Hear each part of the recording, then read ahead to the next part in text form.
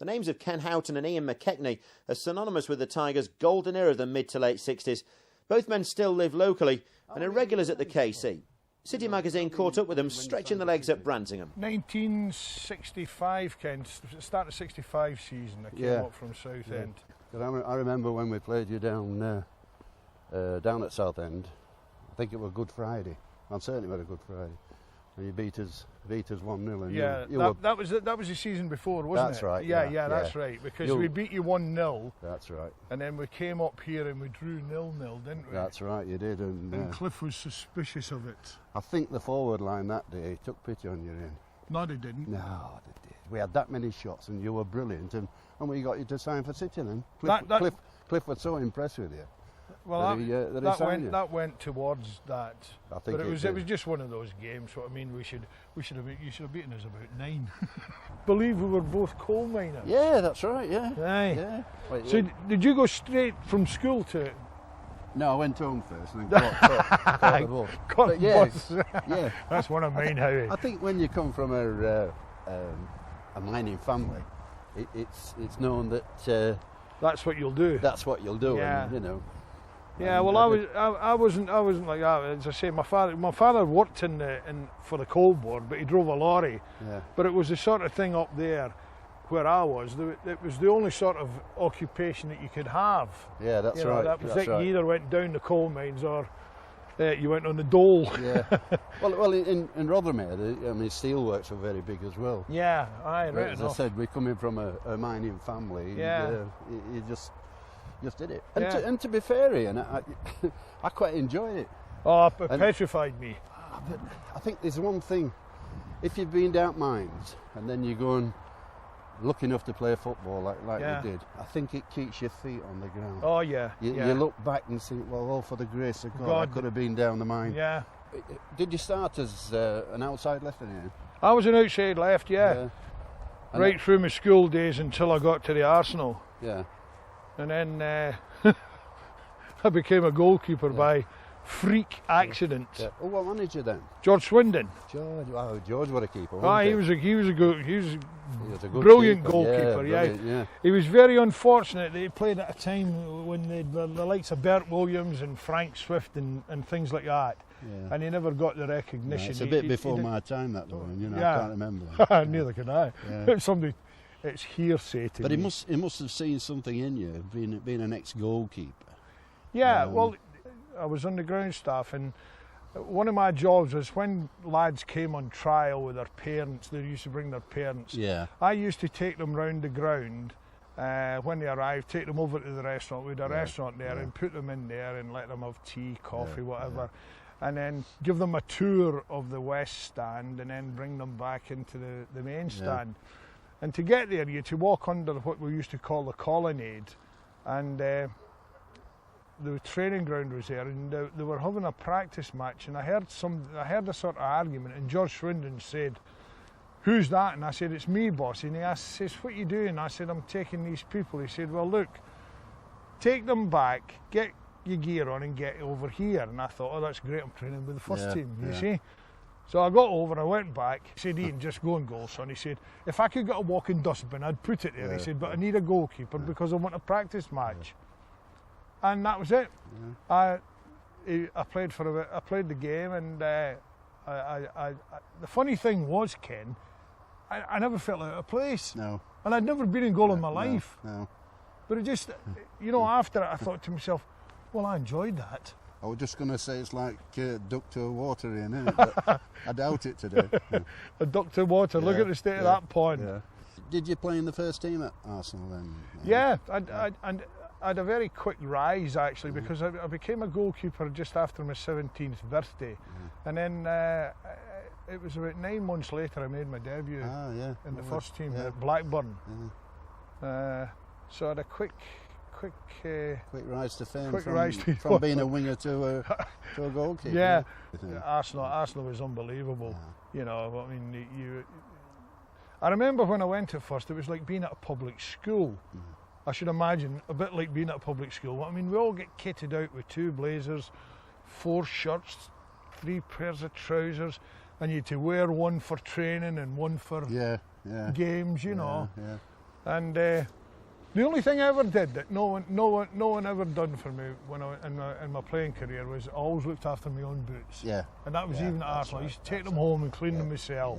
Yeah. It goes back again what I was saying about values and that. Yeah. Isn't it? You know, clean your own boots. I actually get picked to play for London Youth. Yeah.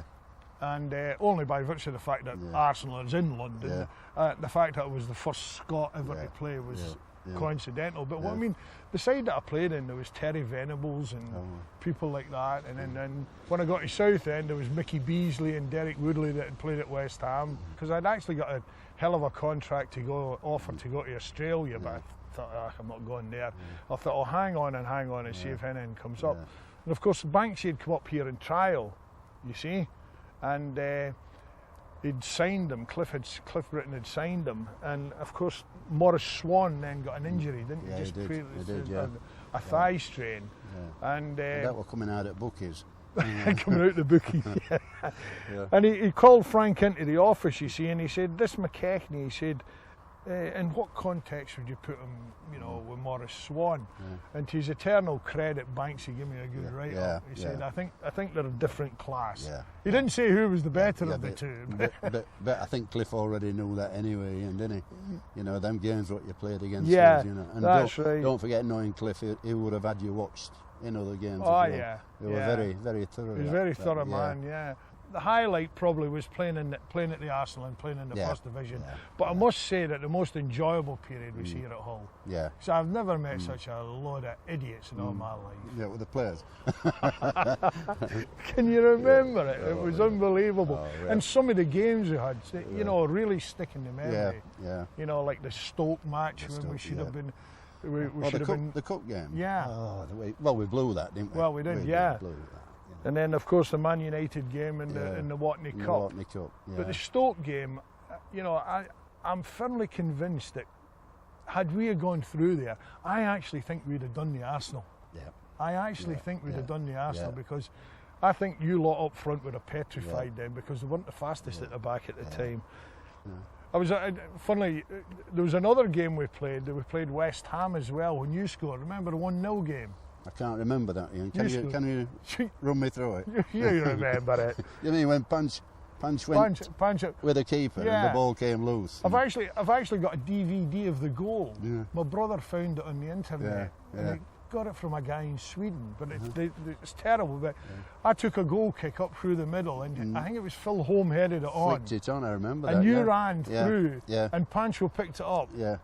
And he went, and I don't know if it was him or the defender that played it back towards Ferguson, who went down in sort of weekly instalments. That's right. I passed it back and Punch went in. Yeah. And the ball ricocheted off Come off his knee, and came you stroked it straight in. to me.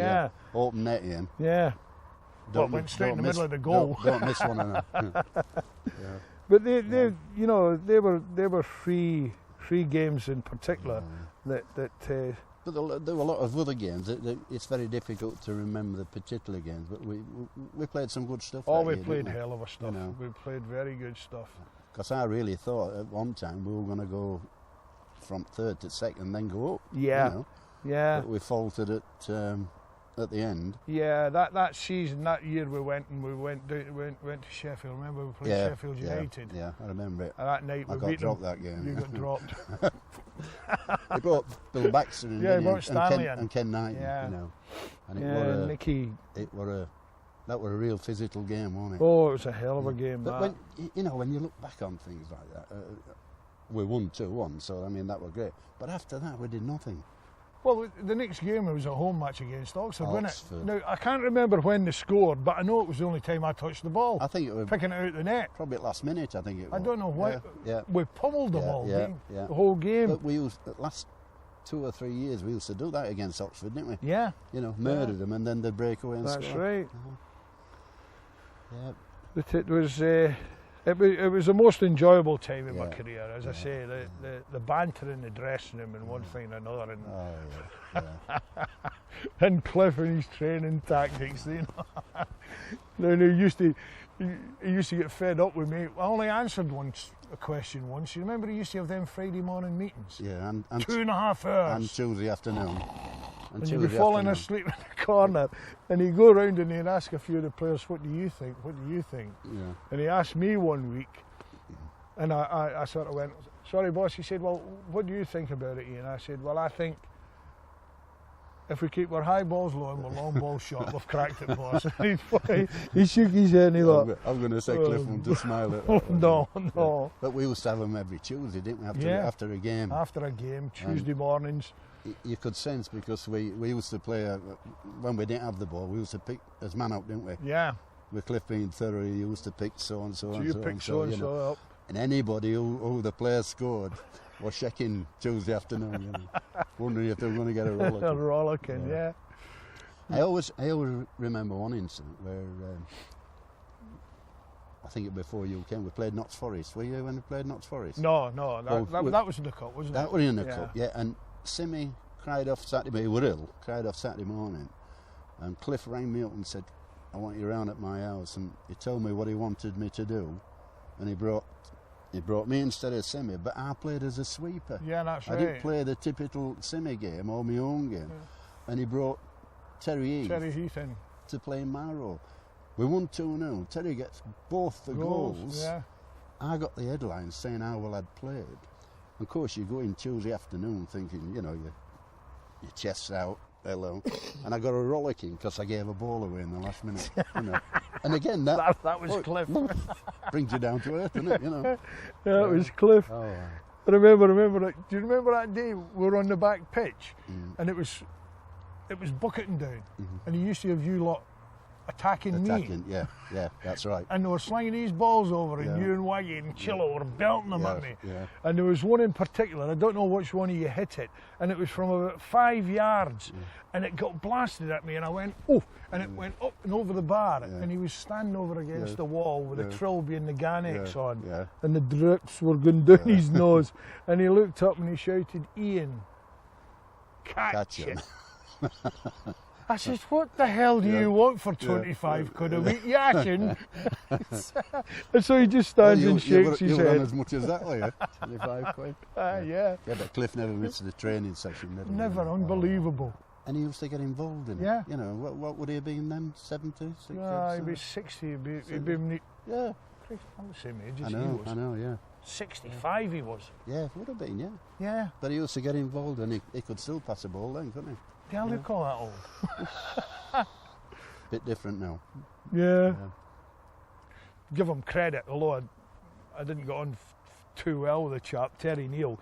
Yeah. They would just play. He would play them to their strengths. Yeah. You think of Jarvo. If you wanted somebody marked out the game, Alan, just stick Jarvo on him. That's right.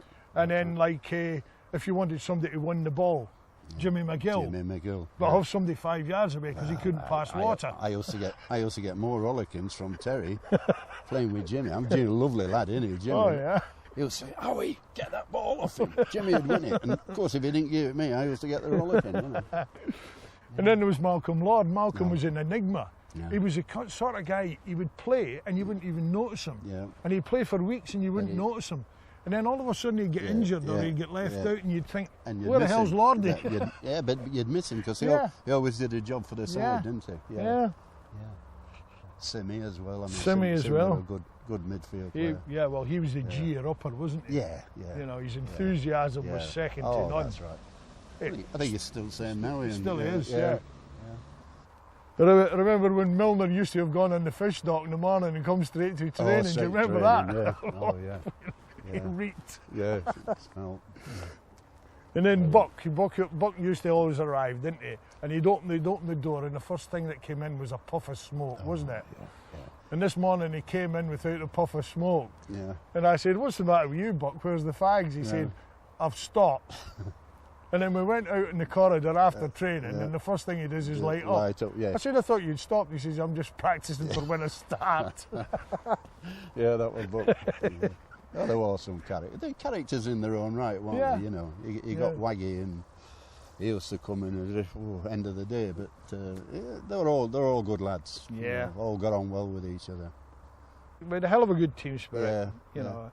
It's like you listen now to like Mourinho at Chelsea, and they're saying the fabulous team spirit what they have, and I think that I think that were like us in our time. Yeah. And probably a lot of other clubs same. Yeah.